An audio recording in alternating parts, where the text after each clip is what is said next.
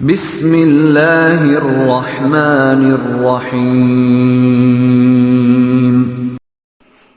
السلام علیکم ورحمۃ اللہ وبرکاتہ۔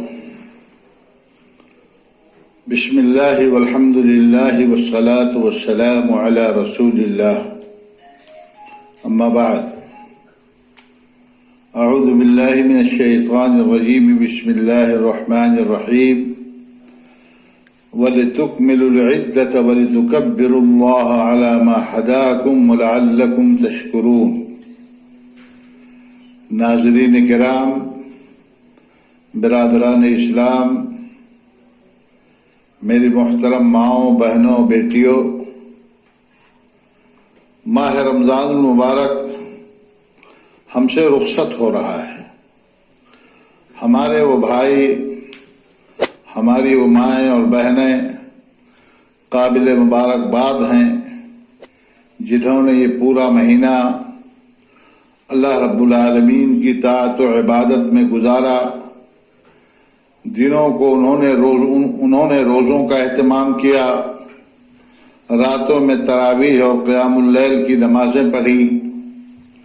قرآن کی تلاوت اور اللہ کے ذکر سے اپنے زنگ خوردہ دلوں کو صاف کرنے کی کوشش کی،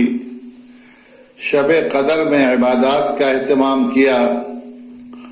آخری عشرہ کا اعتکاف کر کے خوب نیکیاں کمائیں،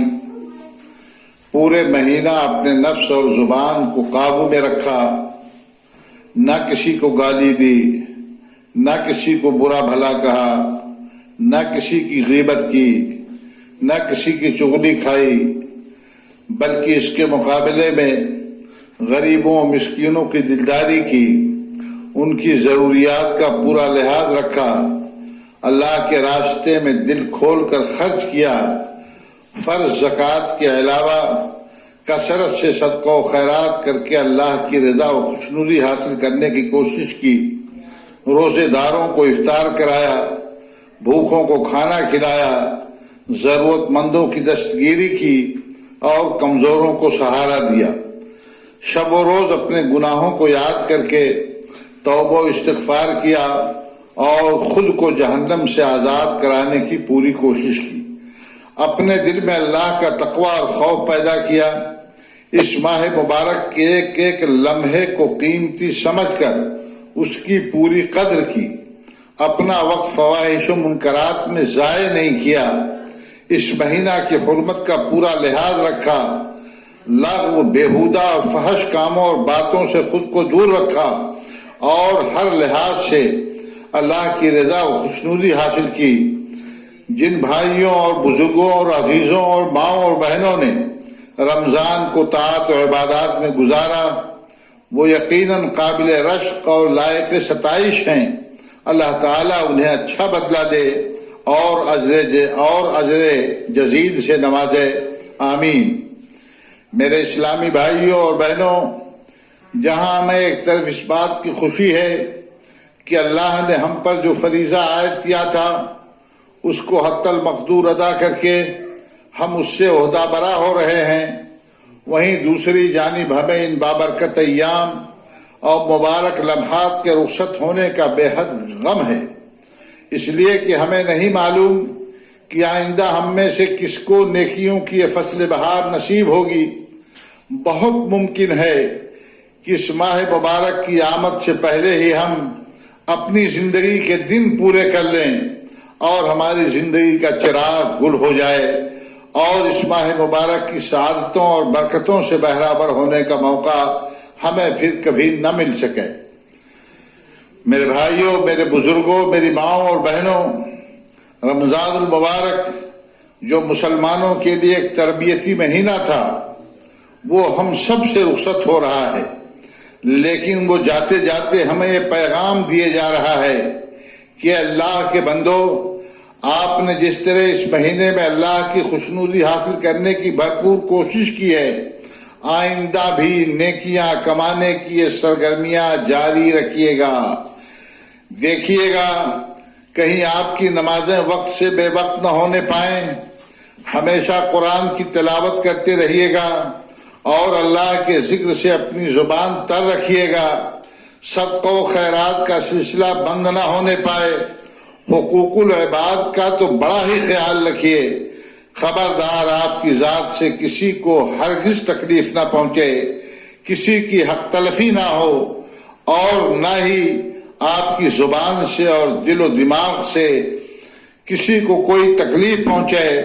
اور نہ آپ کی زبان اور دل و دماغ کو کبھی بے قابو نہ ہونے دیں، نفس پر کنٹرول رکھیں، اور فرائض و سنن و مستحبات و نوافل کے ذریعے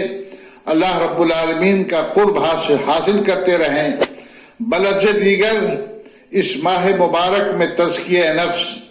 اور تہذیب اخلاق کا جو درس دیا گیا ہے، بلکہ جس کی عملی تربیت آپ کو اور ہمیں دی گئی ہے، آئندہ 11 مہینہ انہیں اپنی زندگی میں نافذ کرنے کا عہد کر لیں۔ ایسا ہرگز نہ ہو کہ رمضان ختم ہوتے ہی آپ پر شیطان غالب آ جائے اور آپ نیکی کا راستہ چھوڑ کر معصیت کی ڈگر پر چل پڑیں اور اپنے پروردگار کی یاد سے غافل ہو جائیں۔ میرے بھائیوں، خدا نخواستہ اگر رمضان کے بعد ہماری اور آپ کی زندگی بدل گئی اور ہم فرائض سے غافل ہو گئے، نوافل و مستحبات سے ہم نے منہ موڑ لیا، تلاوت قرآن کریم سے ہم غافل ہو گئے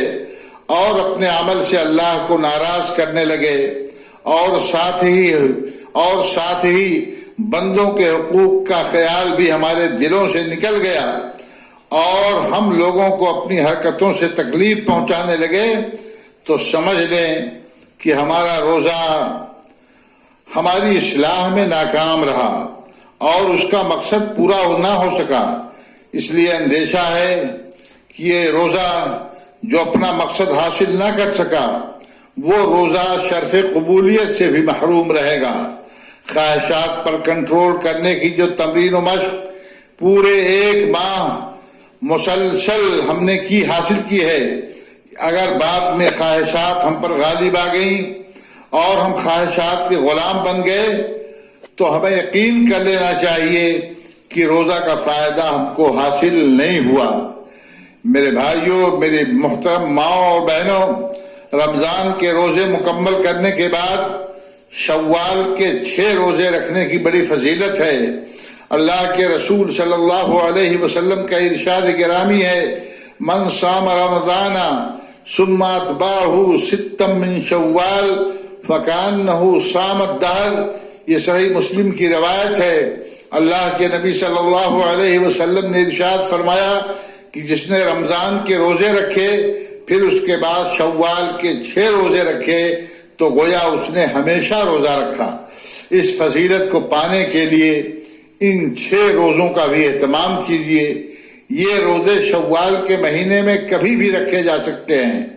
مگر آپ کے لیے ہمارے لیے سہولت اسی میں ہے کہ عید کے فوراً بعد ہی اسے رکھ لیں کہ آپ کو اپنے معمولات میں تبدیلی نہیں کرنا پڑے گی۔ اللہ تعالی ہم سب کی وہ عبادات جو ہم نے رمضان میں کی ہیں قبول فرمائے، اور اللہ تعالیٰ ان کے بھرپور اجر و ثواب سے ہم سب کو نوازے، ہماری تراویح کو قبول فرمائے، ہمارے روزوں کو قبول فرمائے، ہمارے صدقہ و خیرات کو قبول فرمائے، ہمارے قیام اللیل کو اللہ رب العالمین قبول فرمائے، شب قدر اور اعتکاف کی نیکیاں اللہ رب العالمین ہمیں عطا فرمائے۔ ہم نے شب قدر میں جو محنتیں کی ہیں اللہ رب العالمین ان محنتوں کو قبول فرمائے، آمین۔ وآخر دعوانا الحمدللہ رب العالمین۔ السلام علیکم ورحمۃ اللہ وبرکاتہ۔